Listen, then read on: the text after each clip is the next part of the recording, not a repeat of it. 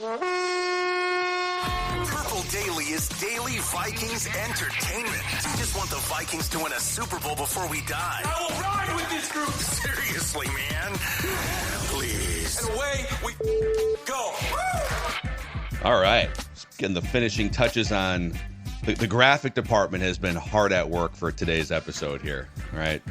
Because we bring to you, we kind of alternate this every other year. Last year it was my turn. This year it's back over to Judd for the top 20 current Minnesota Vikings. The Vikings' best 20 players ranked according to Judd. Graphic department's had this for quite some time. I'd like to know what they're doing. Well, listen, there's a lot of things that go into the fonts, the color schemes, you know. I sent this yesterday afternoon. The drop from the shadows. Twins game. Yeah, I mean, if we need to add to the graphics department, Score North thriving right now, I think we just add people. Yeah, it's called AI. I don't think you need to. All due respect to graphic designers everywhere, but it's called AI. So before we get into the top 20 current Minnesota Vikings according to Judd, a shout out to Quick Trip, where we start our week every single week here on Purple Daily. As you always should do, because you are about to see what a trip to Quick Trip looks like, and it's absolutely outstanding. And what if I told you now that you can also be a winner at Quick Trip with their Quick Trip's Mountain Dew Quick Climb going through August 17th? Play each day for free in the Quick Rewards app. Score bonus plays with every eligible item that you grab. That includes like an ice cold Pepsi, a Mountain Dew, Gatorade, Propel, Sparkling Bubbler, Starbucks. Lots of good stuff. Grab one of those with hot food and earn 2 bonus plays every week. Someone's going to be cashing in.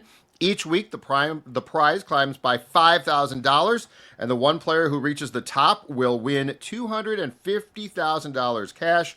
Open your Quick Rewards app, get climbing for a chance to win with Quick Trip and Mountain Dew. No purchase necessary. See full rules at quicktrip.com/sweepstakes. Also, I am curious, after a 3-day bachelor party, before we dive in here, how is the voice? How are we feeling there, Dex?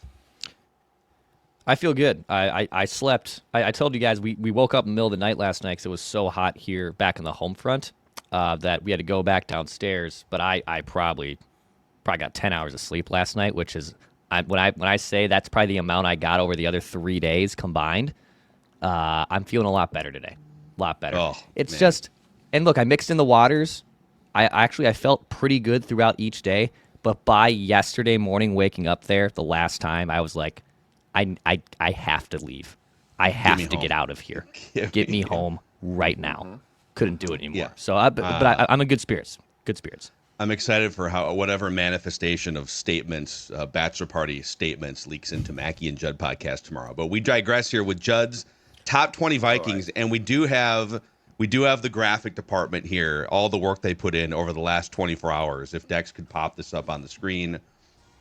Yeah, look at that. Bravo. Oh, my gosh. Okay. Now I see why those are hand for the YouTube audience. Click that like button, subscribe button, Vikings fans.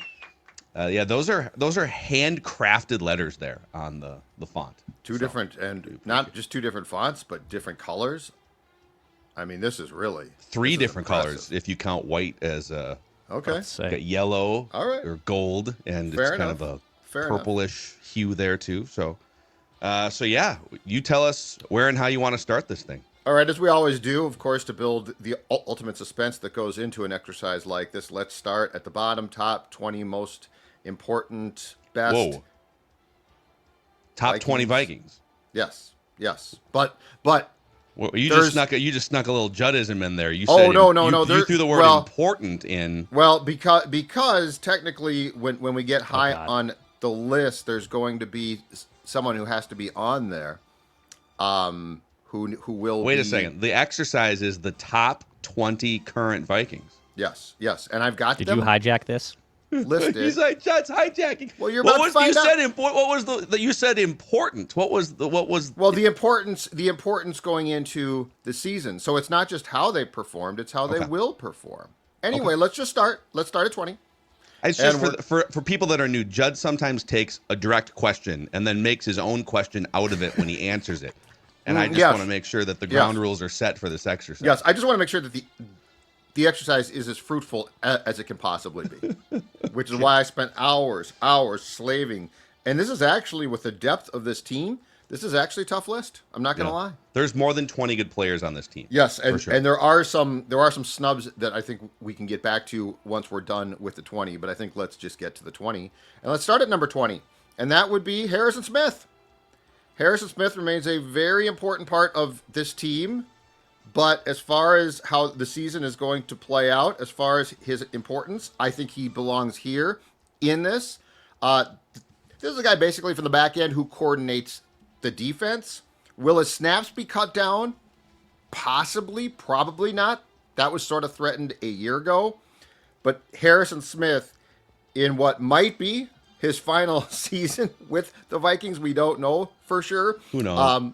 But Harrison Smith is my 20th Viking on the list. Yeah, I think it's his last year, but he's kind of done this dance now for 2 or 3 straight years. They find a fair price point, and he gets excited about Brian Flores' defense, etc. He's still a contributor, though. Like, he's not hanging around because he thinks he should, and they're like, oh, okay, you can come back. Like, he still is incredibly important, and I'm not joking or being a smartass when I say he basically, I think, coordinates the defense from the back end, which is enormously important. So, like, guys change, safeties change, cornerbacks change, and he is the one constant that's always there. So, despite the fact that he's played a long, long time, and for football is at a very advanced age, he is number 20. Number 19 is Dallas Turner. Wow. Dallas Turner. He is well, first of all, he's going to get way more snaps. Second of all, I do think that he's going to get a chance to rush the passer. But third, and we saw this a little bit sprinkled in last year, but I think it's going to become the way to use him more often, is I could easily see him playing a little bit more off-ball linebacker, folks.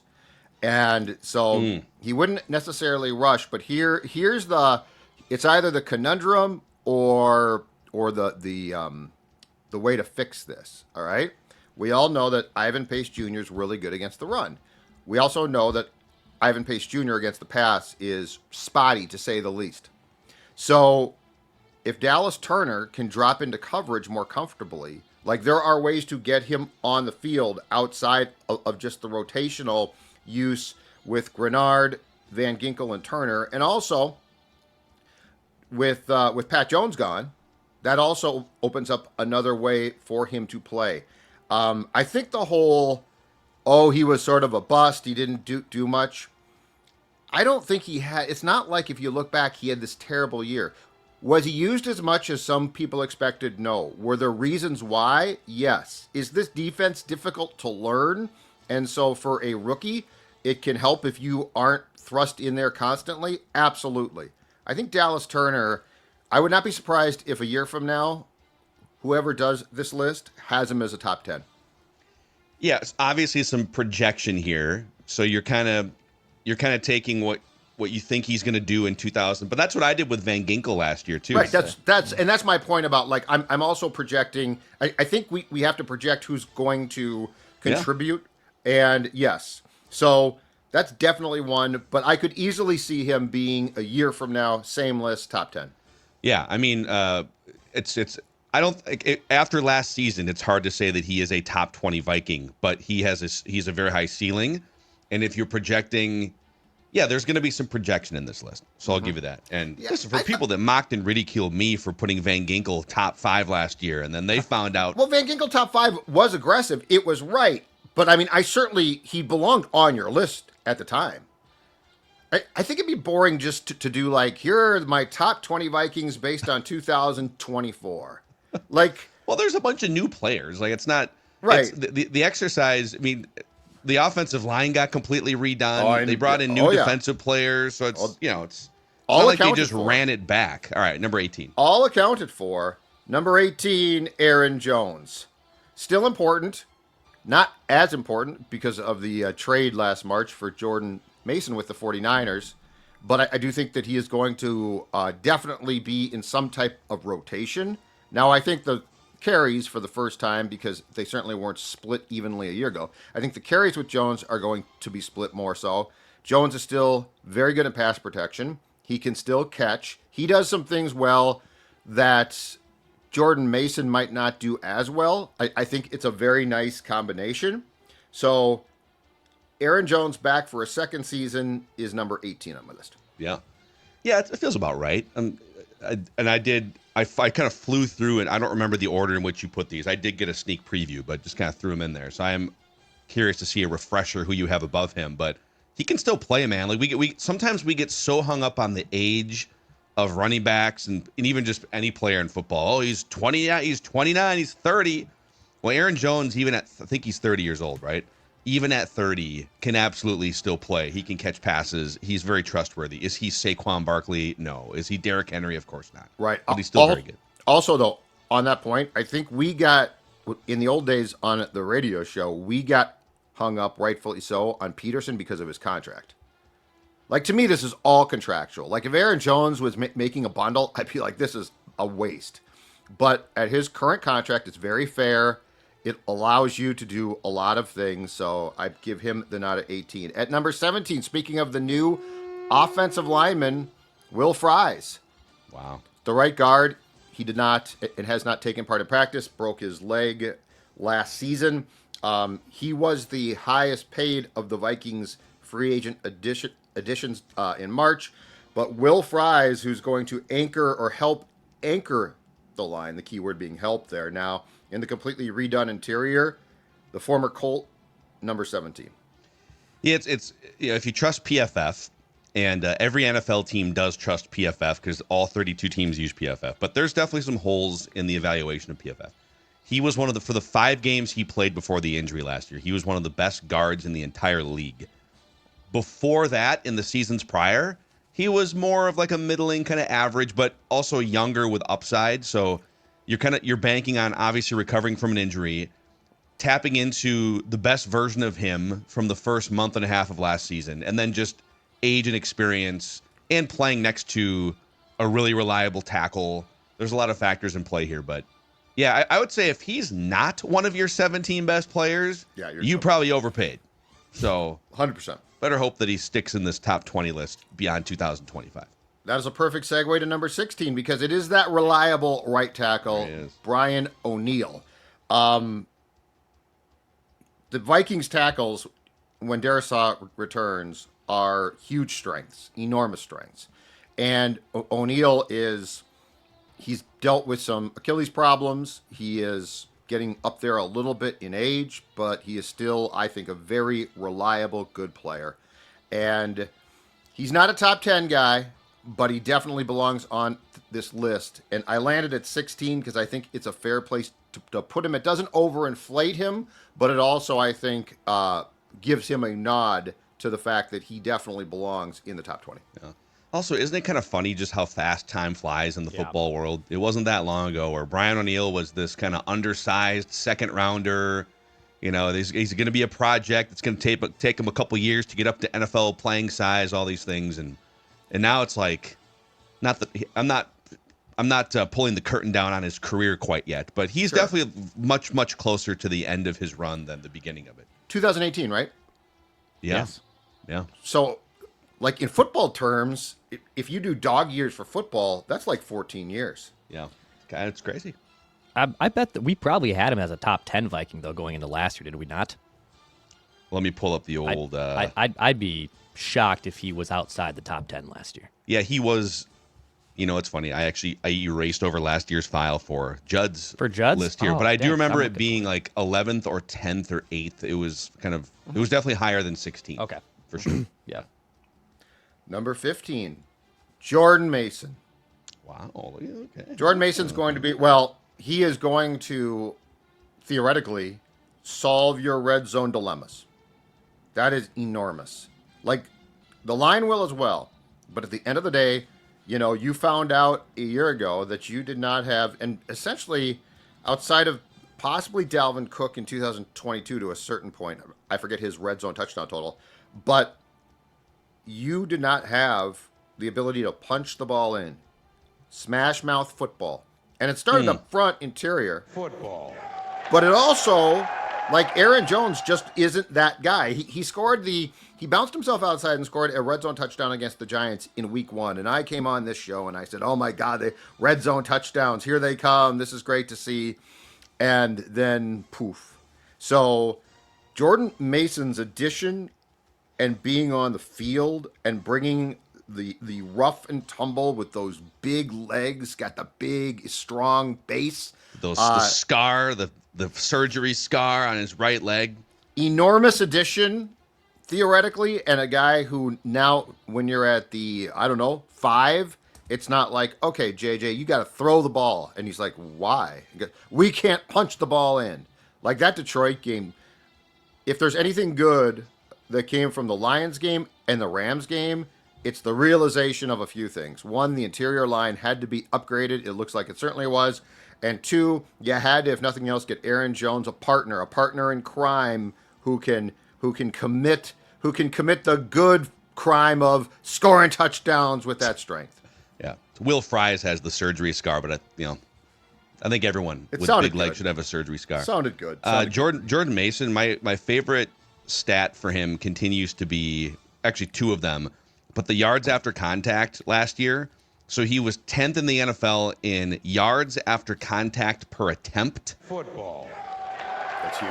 Which is great. Huge. And then he was, analytically, he was 4th among, well, not just running backs, but all players who run the football. So Lamar Jackson's on this list, Jaden Daniels, in rush yards over expected per carry. It was number 1, Lamar Jackson, number 2, Derrick Henry, number 3, Saquon Barkley, number 4, Jordan Mason. Now, if you increase his sample size to 150, 200, 300 carries, whatever that may be, does that diminish? But he's in some good company with some of the metrics, shall we say. Number 14, another newcomer from the Washington Commanders, defensive tackle Jonatahn Allen. So he and Hargrave, who we'll get to at some point on this list, give you the type of front that you have not had in a long time here. A long time. It gives you the ability to have a rotation now, but the guys coming in behind Hargrave and Allen are positioned to be in a rotation. They don't have to start. It felt like for the last, X amount of years, that the Vikings, it wasn't that they had bad players up front, but they didn't have the bell cows, the stalwarts, right? Yeah. Now, this is also based on, of course, both those guys staying healthy. And to go back to what we brought up with Brian O'Neill a little bit, they are both long in the tooth. That being said, though, they are also established. And if you think about it, if there was like a overall weakness that we talked about a lot on the show defensively last year, probably the last real one left, it was here. And so the addition of Allen, who has decent sack totals for a defensive tackle, and is going to bring experience. He's not going to play constantly, but he's going to play enough to make a difference. He's going to help against the run. I think teams are going to think more before they run the ball against the Vikings a little bit as well. So Jonatahn Allen, 14. Yep, Jonatahn Allen has been good for a handful of pressures per game on average throughout the bulk of his career. So yeah, I think he's not quite the same player he was maybe 2-3 years ago in Washington, but you will notice a difference with him, and then especially his running mate, who I'm sure will hopefully crack this list as well as we push forward to 13. Isaiah Rodgers. And now you might say, well, this seems a little bit high, Sports Dad. What are you smoking? And I'm going to tell you right now, I am smoking what I am hearing from the Vikings in Egan when it comes to Brian Flores being, and this is widely reported now, but Brian Flores is the guy who pounded the drum for Rodgers to be signed as a free agent from the Eagles. If I'm not mistaken, Isaiah Rodgers signed within he was the first guy that the Vikings signed. It was within like an hour or two. It was very, very quick. And I think we're all like, what? Who? Huh?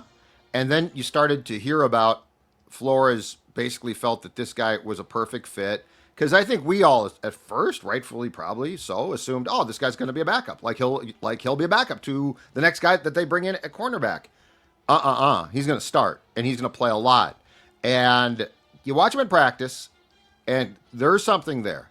So I put him at 13 based in part on the fact that when Brian Flores, who's done an outstanding job for the most part in his first 2 seasons as the DC here, when he goes to bat for a guy, i.e. a year ago, Blake Cashman, I don't think that you can ignore it. So Isaiah Rodgers without the Flores endorsement, probably not on this list. With the endorsement and knowing that he's going to be asked to play corner consistently, rises to 13. Isaiah Rodgers is to Judd 2025 as Andrew Van Ginkel was to Phil 2024. Yeah, a little bit. You weren't quite as aggressive, although I don't know that Isaiah Rodgers peaks as like a top 5 Viking, but we'll see. But yeah, I mean, he in a part-time role in Philadelphia last year and even in Indianapolis before the suspension was one of the better cover cornerbacks in smaller sample sizes. Opposing quarterbacks have an 85.5 passer rating when targeting Isaiah Rodgers, which is below the league average and like right around, I want to say like when we brought this up during free agency, that Gardner Minshew's career passer rating was the one that we referenced for like, it's like he turns every quarterback that targets him into Gardner Minshew, basically.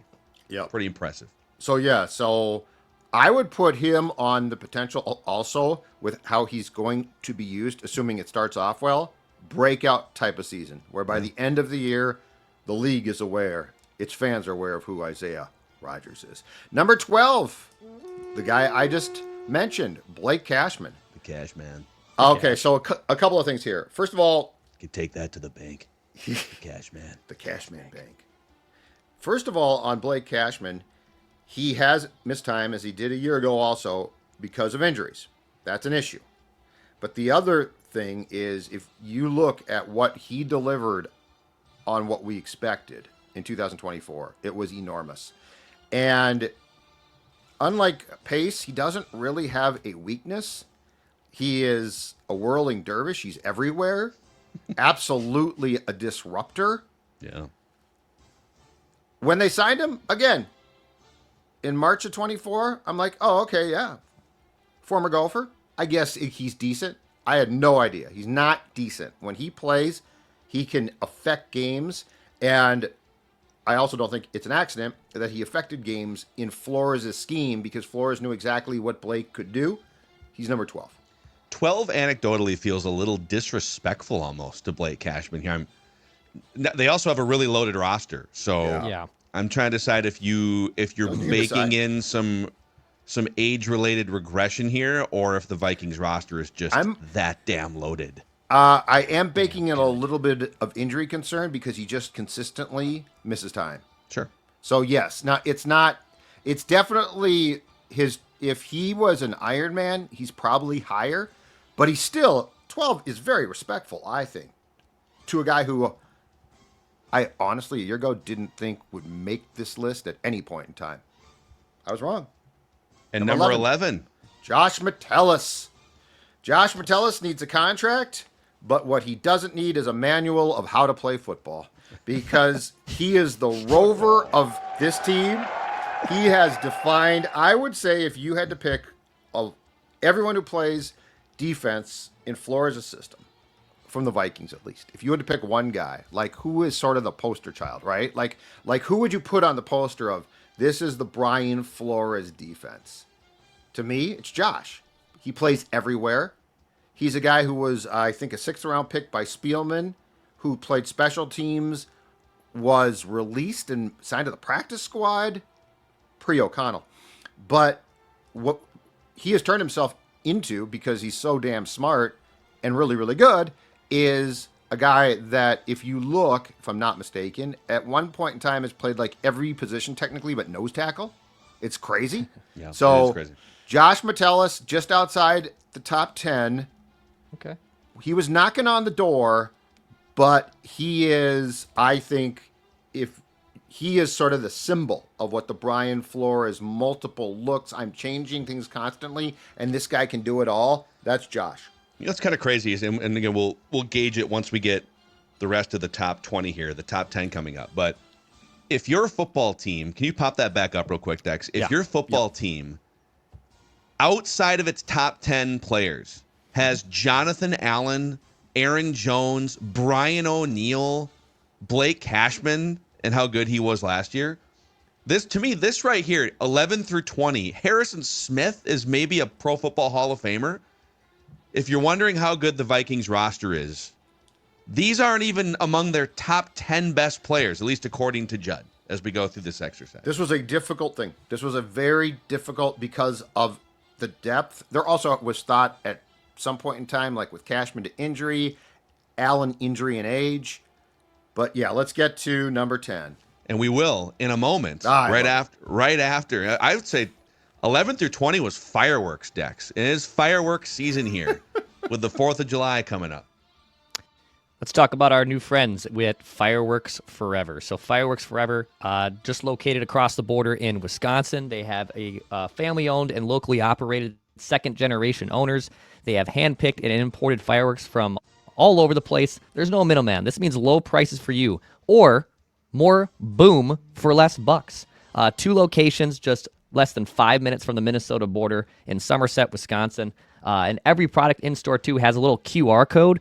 So you look at it and you're like, "God, what does this even do?" Well, you can watch a video. You can see what it does on your phone before you make that purchase. Go to fireworksforever.com, too, for pricing, coupons, and full inventory. Fireworks Forever, more boom for less bucks, and tell them that Purple Daily sent you. Yeah, and regardless of how many bucks you either spend or have, North American Banking Company can help you with those bucks. They can help give you a better banking experience, either checking and savings, or if you're planning for something big, maybe you need help with the mortgage process. Maybe you're launching a new business, whatever it may be. North American Banking Company, with 6 locations across the Twin Cities, has been Minnesota-based since 1998. They are one of us, so to speak. And you'll find that they value personal relationships and cutting-edge online tools, and you'll have a great experience. nabankcode.com/Mackey to learn more. That's nabankcode.com/Mackey. Member FDIC, equal housing lender. Okay, now we get to the top 10 Vikings according to Judd. All right, number 10 is Ryan Kelly.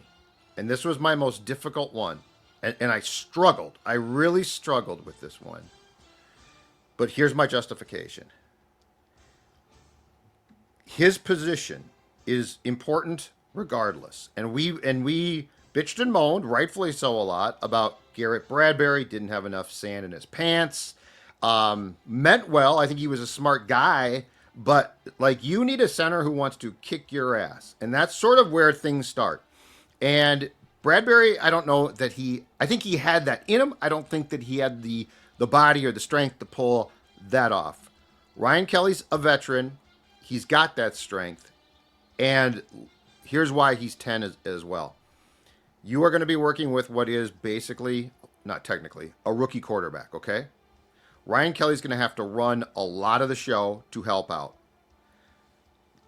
A year from now, I would hope he wouldn't be 10. But right now, and heck, a year from now, he might be gone. But right now, as far as how this team is going to win games offensively, and when you talk about the trenches, and look, the tackles are great, but the tackles aren't the guys who are going to win in that interior. Ryan Kelly will make this line go, or if he's not as good or hurt, it's going to be a huge problem. I think Ryan Kelly is number 10 right now. Yeah, injury and age are obviously the 2 things that you're gambling on here. He'll be, I think he just turned 32, like after they signed him. So he's getting up there in football years. It's a lot of football. But he was still, last year, he was the 12th ranked center out of 43 qualified centers, PFF. Bradbury was 29th. And in pass protection specifically, which is where you're trying to help, not that, like, they need to be better at run blocking and all those things too, but they need to protect on the interior this first-year starting quarterback. And last year, among those 43 qualified centers, Bradbury was 39th in pass protection. Ryan Kelly was 6th. And in 2023, so 2 seasons ago, Ryan Kelly was 1st overall in pass protection grade among all qualified centers. So, yes, again, injuries, age, we'll see what kind of a player he is in 2025. But he has been one of the best pass blocking centers in the league throughout his career. Number 9, Jordan Addison. Again, this shows how deep this list is. Free 3. Let's go. He is an outstanding player. I do have some fear that he's going to be suspended at some point for 3 games because of the incident in Los Angeles with him allegedly falling asleep at the wheel. But he is a huge part of what the Vikings do. On most lists, most teams, I think he's probably 6, 5. On this team, though, with the depth and what they have, he's 9. No disrespect, but he definitely is. He could be a number 1 receiver on a lot of teams. On this team, there's no question who the number 1 is. And so Jordan Addison falls at number 9 for me. I do wonder, and people would say this about T. Higgins as well with Cincinnati, if T. Higgins, or in this case Jordan Addison, were on a different team as the clear-cut number 1 wide receiver with a good quarterback, just some good pieces around, what kind of numbers would he put up? Would he be a 110-catch, 1,400-yard receiver? Like the year 3 version of Jordan Addison that we are about to get in a couple months from now. Because he draws all the top corners then. He probably draws more doubles, so it's not akin to what he's... Yeah, it's a good question. Off the top of my head, I would say yes, but a lot of things would change too. So, all right, number 8, your guy, the gangster. The gangster. Andrew Van Ginkel. He and Grenard, who we're about to get to, we're getting closer. He and Grenard obviously caused or created phenomenal pressure. So the edge rushers, and Daniil was really good, but he was more of a hand in the dirt type of guy. But Flores sort of perfected the edge guys a year ago, and between the gangster and Grenard, they drove this thing. The thing I didn't know about the gangster, though, was the ability to tip passes and score touchdowns. He almost had like 2 more too. So he had the one early in the season, but then I think there was one against the Jets in London, if I'm not mistaken, and there was another one at US Bank Stadium. But a disruptor. He should have had 4 of the same pick 6. A disruptor. I mean, I say should have. It's like that's a really hard play. And then even if you read it, the ball is being fired out of a howitzer right into your chest, and you're trying to read it. You show up at training camp, pull him aside, and when he thinks that, a reporter's going to ask me questions, just say, I don't ask any questions. Why'd you botch those 2? Gangster. I do have a question. Why did you botch those 2 pick 6s? I want to know is why you didn't have more pick 6s. What did you do in the offseason to prevent that from happening again? He'd be like, microphone in his face. Who the hell are you? You'd be like, Phil Mackey, Purple Daily. Oh, you know. I'm the guy that put you 5th, and I feel like now that Judd's got you 8th a year later, I feel like you're embarrassing me here. Your stock has dropped from last year, gangster. Number 7, a guy that did not play until 4 or 5 games into last season because of a knee injury. He contributed, but certainly didn't have the type of year that we are expecting this time around. And with JJ McCarthy as a quarterback, I think that he's going to see the ball more, not less. TJ Hawkinson. The Hawk. Yeah, it's been a few years. There's been an injury in there. There was some weird quarterback play when Cousins got hurt, with those backups. But yeah, I still feel like in Detroit and Minnesota, we've yet to see the fully realized version of TJ Hawkinson. I feel like we saw it immediately after he was traded here because he caught 8 balls against Washington with basically no practices. Yeah. And I feel like we saw it with Kirk a little bit there. Then the thing too is I honestly think McCarthy is going to use him a lot. Like I think he becomes a safety blanket. He's a big target. He can win in the middle of the field, which is tough. I just think there's a lot of reasons why, health provided, I could see him finally fulfilling like what the full expectation was when he signed that contract a couple training camps ago. Yep. It's got to happen at some point here because the older he gets and the more bloated that cap number gets, the closer the Vikings get to maybe having to make a decision on him. That's not now, and it might not even be in a year from now. But it's like, okay, need to see. You've seen like 75-80% of Hawkinson. Would be nice to see closer to 100. Okay, number 6. Number 6, Javon Hargrave. He is the guy I think is going to get between him and Allen. I think Hargrave is probably going to get the most sacks from the interior, and I put him at 6 because of that. Because to go back to what I talked about with Allen as well, this team hasn't had anyone dominant, it feels like, in the middle for a long time, and that includes stopping the run.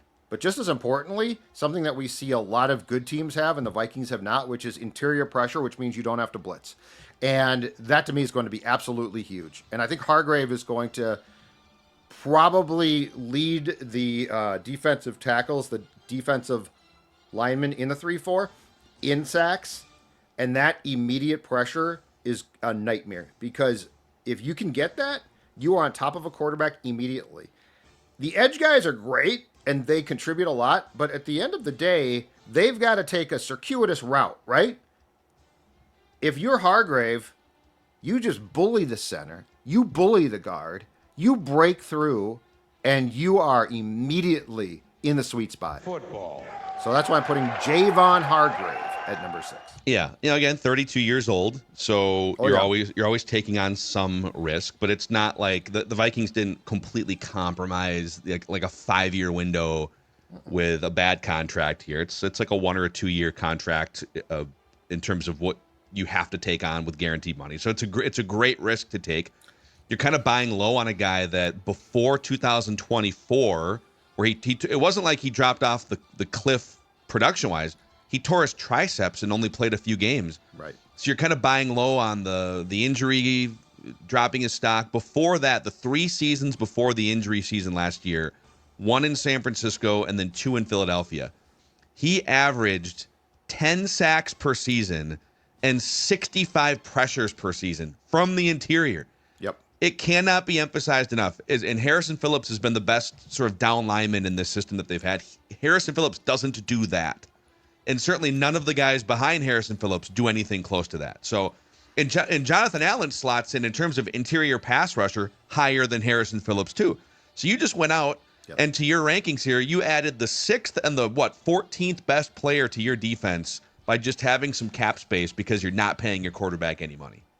As far as making a difference in the rush game, pass rush game, I think that Hargrave and Allen very well could be the answer to what Van Ginkel and Grenard were a year ago. Yeah, and now they're all they changed the game all together in the same They changed stew. the game. They changed the game for you. It's incredible. We get to the top 5 here. Judd's top 5 Vikings. Number 5, Byron Murphy Jr. Wow. I don't know where he fell in your rankings last year. Certainly not this high. Nowhere near 5. Yeah. Yep, but he is coming off a fantastic year. He got paid. He is now, like it or not, he is now your number 1 corner. He is now, Rodgers remains to be seen. He could be great. He made my list. But when you look at the year that Murphy had in 2024, I think that the picks probably go down because I think teams throw away from him more often. And picks are a little bit random at times. So I'm not even putting him on a bunch of picks. But I think his importance in the pass game, I think his importance as far as now, hey, we are paying you to be a number 1, is enormous. And for the defense to maximize its capabilities, it's my opinion that at least one of the corners needs to be the guy. Byron Murphy Jr. is the guy for 2025, and so he's number 5. Yeah, no, he's in this system. He's been so perfect, and he showed some flashes with the Cardinals, the Cardinals are kind of broken in the 3 or 4 years he was there. But as a single coverage, man coverage, outside cornerback who can also move to the slot, he's been very good at those things. And I think those skills are going to be even more highlighted if the Vikings get more pressure and Byron Murphy Jr. can ball hawk a little bit and not have to cover for as long as maybe he did at times last year. And if I can draw a comparison quickly, they don't play the same position, but I'm expecting Dallas Turner to take the same type of step in his game that Murphy did from year 1 to year 2 in the Flores defense because of the concepts. Yeah. So, I think that there's because a year ago we said, oh, he's okay. He's not great. And he was at that time a pending free agent after 2024. And we're all like, okay, if the dude walks, who cares? But then year 2, he was phenomenal. So I'm expecting Dallas Turner to make that type of step in Flores' scheme for this season. All right, number 4, Jonathan Grenard. Yeah. Not a lot to be said here. I mean, the dude is coming off a phenomenal Pro Bowl year. He was outstanding. He and Van Ginkel changed the way that we perceived the defense. It was a true 3-4 outside edge rusher concept. It worked perfectly. He was signed from Houston. And again, I think that he was a guy who were like, oh, okay, cool. I'll sort of check him out, right? Like, it wasn't a name that jumped off the page. It's like he's had some success, but let's wait and see. And if for all intents and purposes, he traded spots with Hunter, who signed with the Texans and was outstanding. So he is number 4 on my list, and the importance that he continues to play the way he did a year ago is absolutely paramount. Yeah, I mean, he came in, and you were kind of thinking, so Danielle Hunter's the best player in the trade, but you're getting not the trade, but like essentially the transaction, the swap. It wasn't an official trade, but it kind of was. So Danielle goes over here, Grenard comes over here, but you can make a case that, and Danielle was right up there with some of these pressure and sack numbers too, but the way that Grenard played in that system, you could argue you didn't miss a beat moving off of Hunter, but you also saved some money. You got a little younger, and it created the flexibility to bring in Dallas Turner via the draft. So last year, among all edge rushers in the NFL, only 2 edge rushers had more pressures than Jonathan Grenard. Trey Hendrickson, Cincinnati, currently holding out, looking for a new contract, and Myles Garrett. So it was Hendrickson and Garrett had 83 pressures apiece. Grenard had 80, just ahead. By the way, Jared Verse, who didn't have a ton of sacks, Jared Verse, the rookie for the Rams, was 4th on this list, 77 pressures. Micah Parsons, Nick Bosa, Chase Young, Danielle Hunter, all behind Jonathan Grenard in total pressures last year. So that's the company that he was in. He's right there with. I'm not saying he's Myles Garrett, by the way, but in terms of his productivity, he's in some pretty incredible company. Okay, perfect fit. All right, top 3. Number 3, Christian Darrisaw. Don't exactly know when he's back. He was doing some individual work during the minicamp, which is a great sign. I'm gonna guess he might miss the start of the season, but he is, until proven otherwise, one of the best left tackles, which is a premium position, obviously offensively, in this entire league. I think, Phil, if I'm correct on this, you had him at approximately the same place a year ago. I did not. I had him number 2. Okay. Well, he can't be number 2 anymore. But Christian Darrisaw is number 3. Approximately, but not. And he remains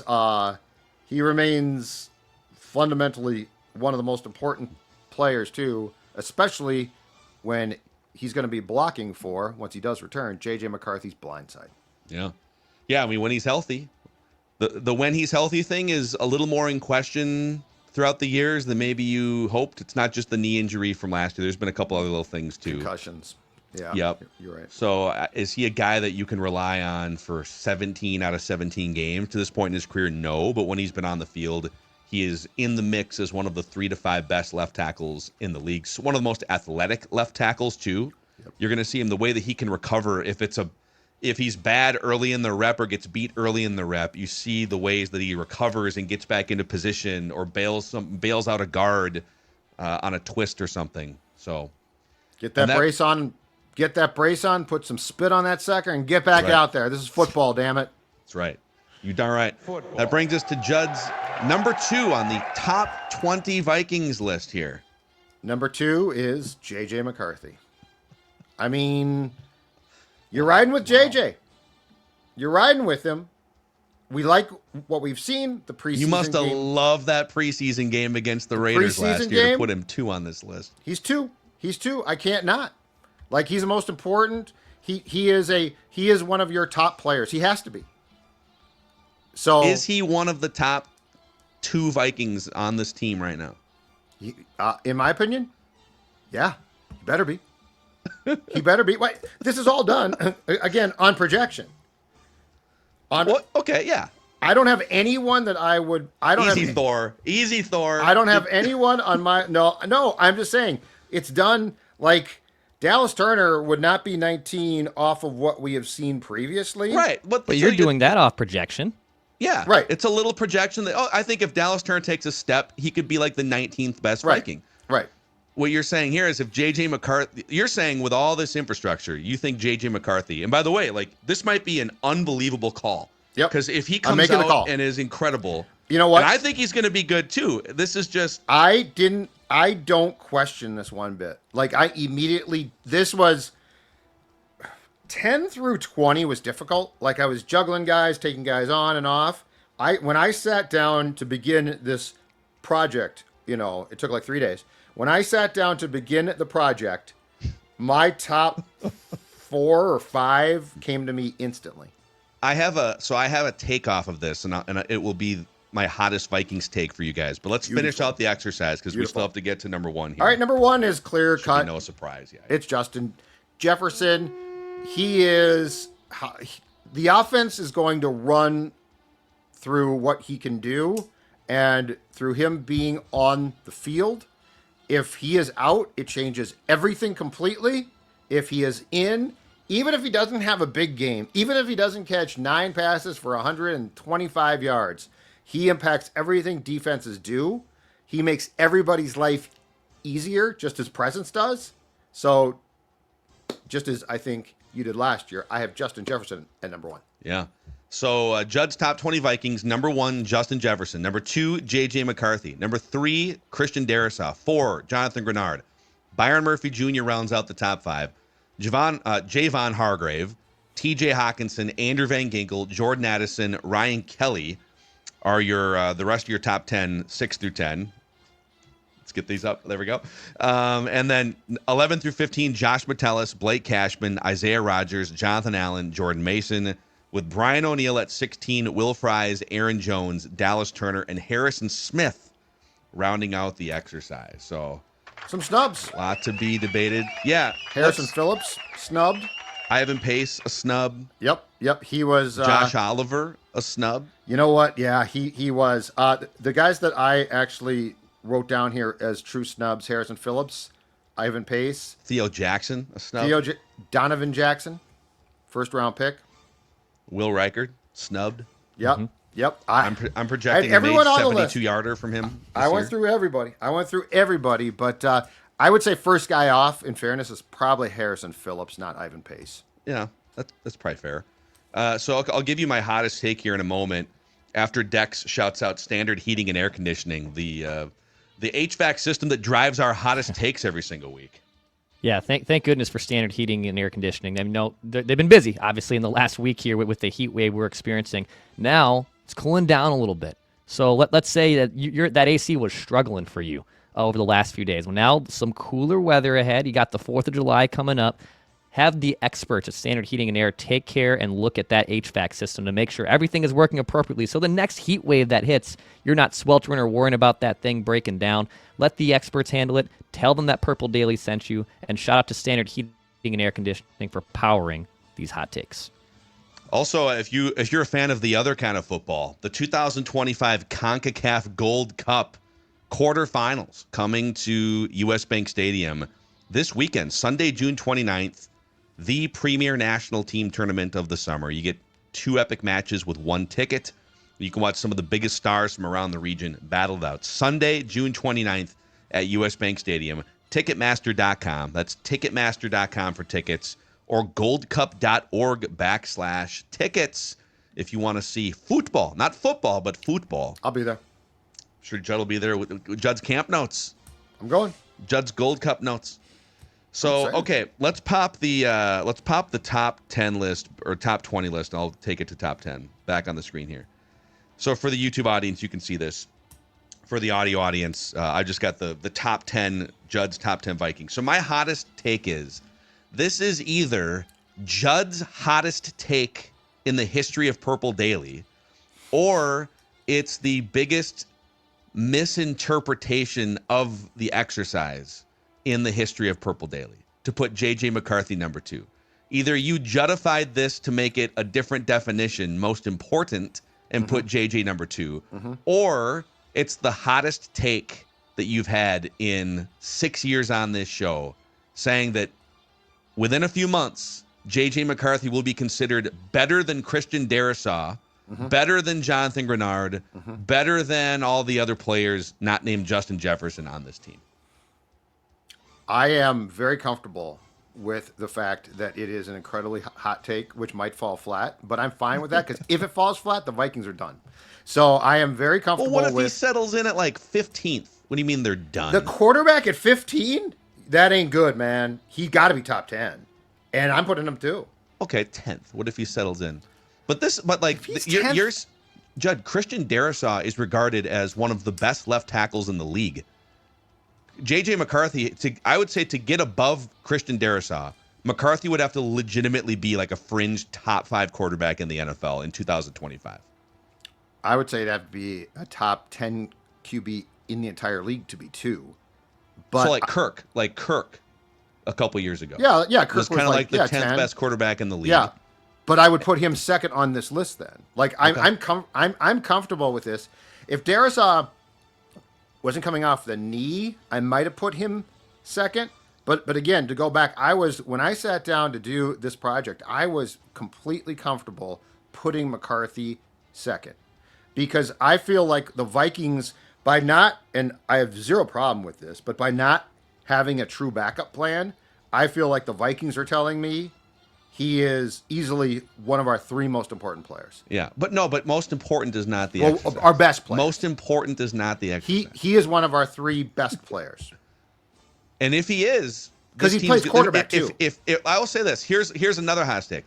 If Judd is right about this in like January, the Vikings are going to win the Super Bowl, or at least will play in the Super Bowl.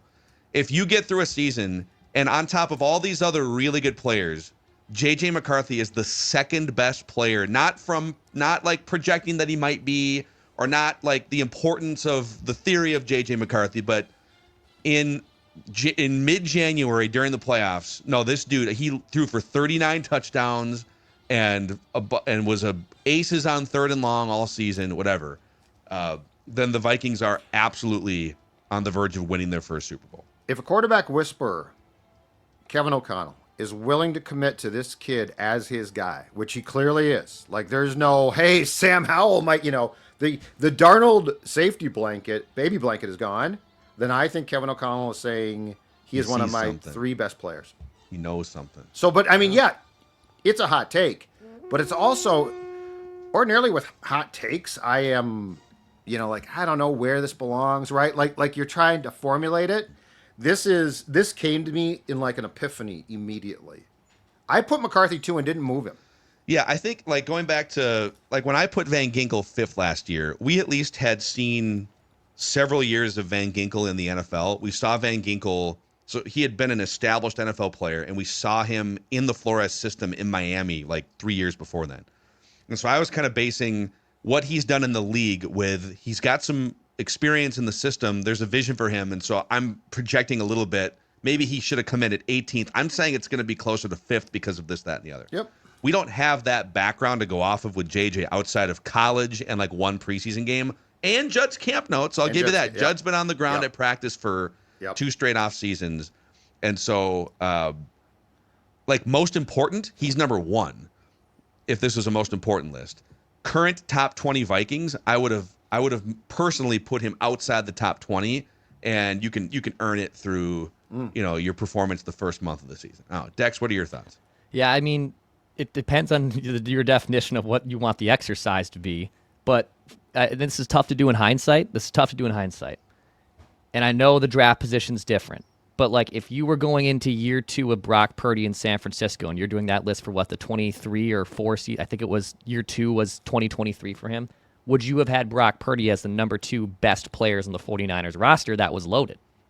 I mean, you saw Brock come in his rookie year as like the 3rd guy, and then he took him to the title game where he got injured.